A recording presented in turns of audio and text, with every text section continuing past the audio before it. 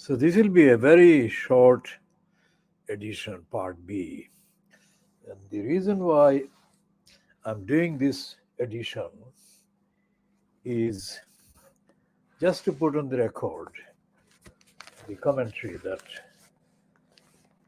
I'm making on the role of the Fleet Street media in acting as the agency for racist attacks on Meghan Markle. Now, I have said before in the previous edition about this piece, but this is the piece actually in front of me on page 31 of the Times. And this is written by a woman, ethnically, who looks like a mixed race person. She could be related in some distant way to African ancestry and what is called Far Eastern ancestry. Now, this is the heading. This is the heading to her piece on page 31 of the Times of Saturday, the 10th of December 2022. And I'm doing this for the record. It's Leslie Thomas, Notebook, real star of the Netflix show is Regal Doria. Now, notice this emphasis that I'm putting on the word regal, because this is exactly what Leslie Thomas intends herself to get across. Now, this piece ends, this is the main piece in her notebook, and it ends with two words. Those two words Leslie Thomas has authored, at least on the record. Those two words could not be truer. They are truly majestic. Now she's saying truly majestic about this regal woman, Regal Doria Ragland. Now I did go through the latest or the first that I know, first entry on Wikipedia, which happened last 24 hours. I don't believe it is older than that, but if I am wrong, then I'll correct that in due course. So here is Leslie Thomas herself writing a brilliant piece about Gloria Ragland. It's a brilliant piece. I have no other word for it because it is concise, it is to the point, and it is unglamorous, and it is dignified. Here it is. Yes, I'm watching it. I was among the millions who downloaded Harry and Meghan at 8 a.m. on Thursday to watch on a tiny screen on the morning commute. It's probably the guiltiest watch of recent times. Unaccustomed though I am to fearing the judgment of total strangers, I was on this occasion slightly shielding my screen. I've seen all three episodes of this week's Netflix drop. Ugh. Now, and it won't surprise you to learn that this is not essential viewing. There was one breakout star of the show, however. It was not one of the battery powered plastic candles Harry laid out on his lawn before getting down on one knee to propose, though this Harry's Tupperware moment was memorable and made me wonder whether he is a member of that most elite and secretive of clubs, the Costco cardholder brigade. We need answers. No, the standout contribution came from Doria Ragland, Meghan's elegant, measured mother. Her own daughter describes her as quiet and classy, something no one can dispute. We all spotted Doria's poise at the wedding in 2018. The embarrassment of her ex husband's terrible behavior, bouncing off her force field of silent dignity. She's clearly not the type of mother to get all giddy about her daughter marrying well. One of those expressions I'm always surprised is still in use. She says of her first meeting with Harry, he was 6 feet one, a handsome man with red hair, really great manners, just really nice, and they looked really happy together. Not a hint of excitement at her daughter marrying a prince, almost the opposite. If anything, her appearance so far seems largely to support her daughter. She did so while simultaneously giving the impression that the circus of publicity, celebrity, and royalty were really not her vibe at all. Truly majestic. Well, Leslie Thomas is truly brilliant in that piece as well. Now, little did I know that I would say that about any writer on the Times. For heaven's sake. Now, that is on that one, but on the same page, over a wider kind of space, on the same page 31, page 31 of the Times, Saturday the 10th of December 2022, is the heading, Rwanda is the right place for boat people. It's a tricky conclusion for liberals like me, but swift deportation is the only way to solve the channel migrant problem. Now, remember, I have broadcast scathingly before about this individual person who's written this, Matthew Paris. Now, far from being a liberal, Matthew Paris is a fascist on his records. As a fascist, he wanted to appease the fascist Margaret Thatcher while Thatcher was in power. And Matthew Paris convinced some television people to give him acres of publicity on his pretense that he could live well on the money available to ordinary benefit recipients. And so he went on the journey, and it was elaborately kind of covered. And this liar came back to say that he couldn't. In his autobiography, the edition that I have seen, he confesses that he has lied often about many aspects of his life and personality, etc., etc. Now, as one of those right-wing gay people, I mean, he is one, the other one is Andrew Pierce of the Daily Mail.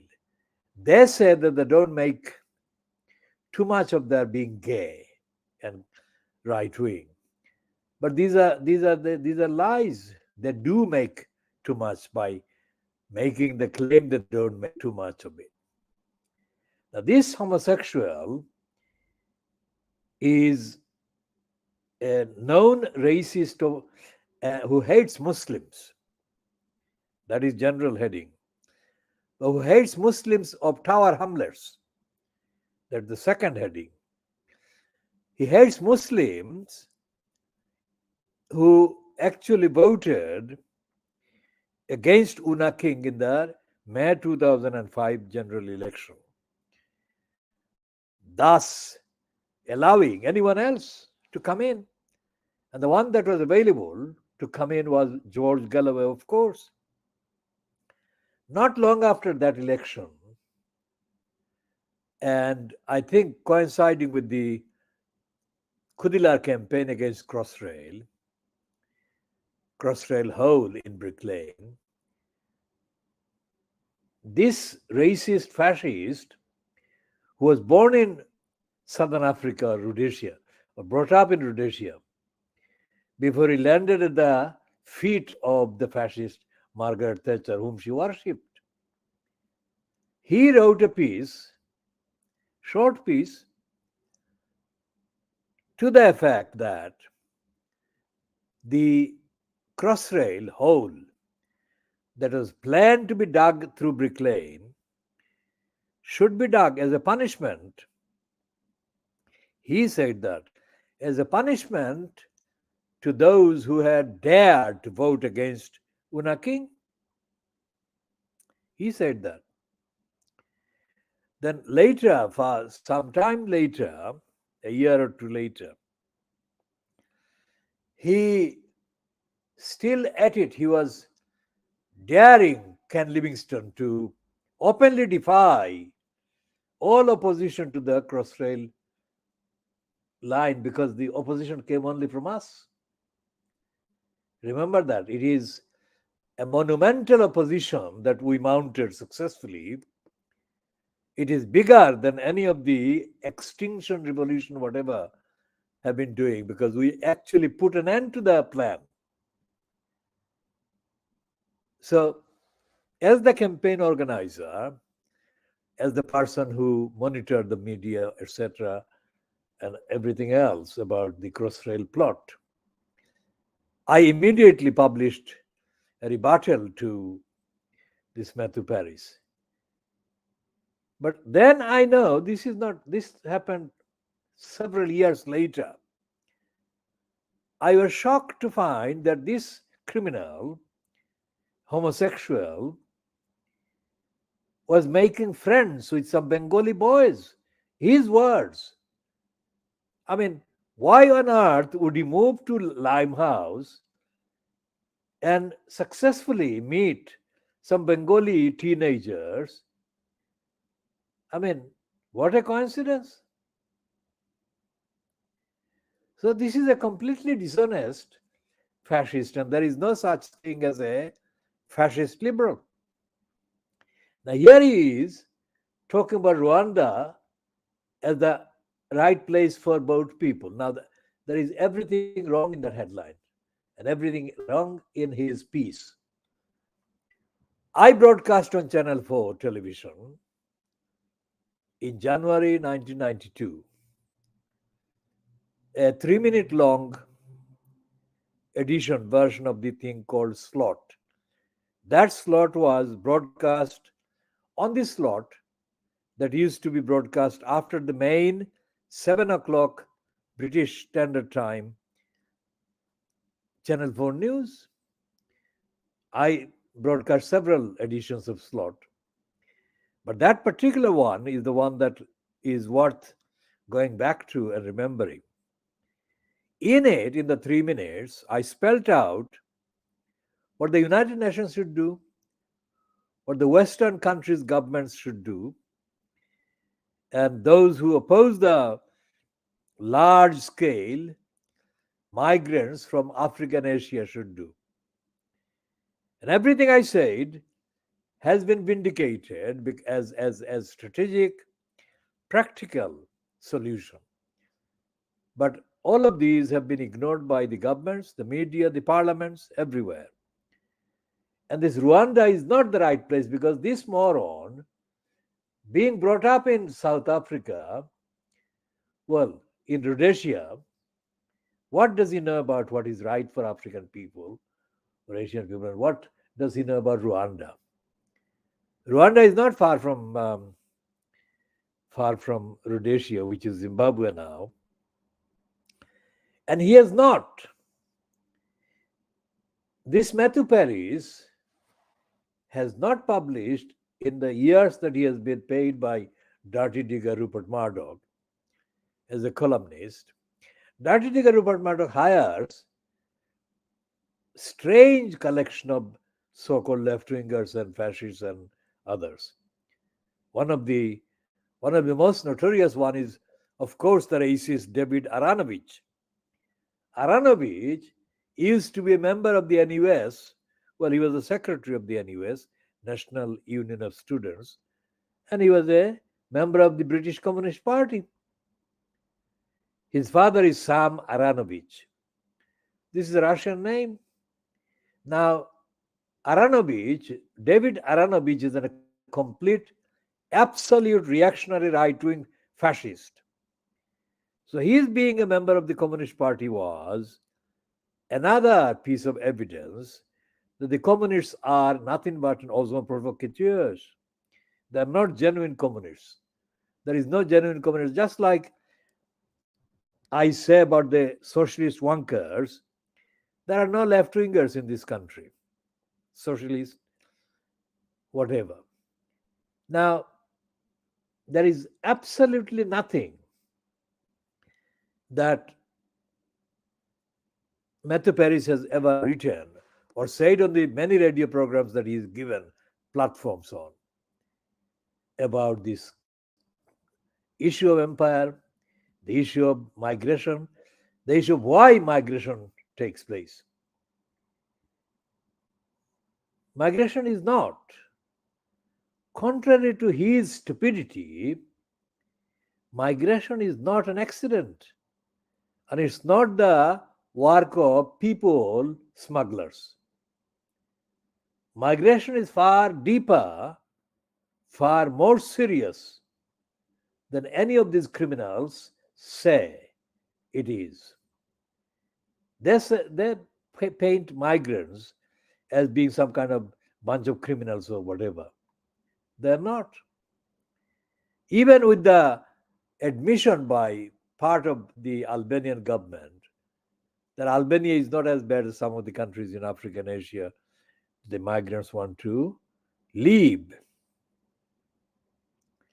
Even with that fact, the essential problem that has been created by imperialists and racists right across Africa and Asia is that most of the regimes that are the originals, places of origin of the migrants, let's say, impose murderous denial of human rights on the people. Look at Iran. Iran has executed 500 people according to the Times, last year. Who knows how many of those people were executed after genuine justice was kind of established in their favor, in their treatment by the regime, and the other murders and the abusive behavior towards the women. The Iranian security are reportedly shooting women and hitting their private parts. What kind of Islam is it? What kind of Islam is that? How can Matthew Paris, the criminal, the bastard, say that Rwanda is the right place? What about these Iranian women that are being shot at in their private parts? How to begin the description? Should they be deported to Rwanda? So, come to the end of this particular edition, the two items. One was the piece by Leslie Thomas about the real star being the regal Doria Ragland, and the other is this fascist, racist liar, Matthew Paris. This has been part two or part B of the KHOODEELAAR television channel. Should be continuing in the next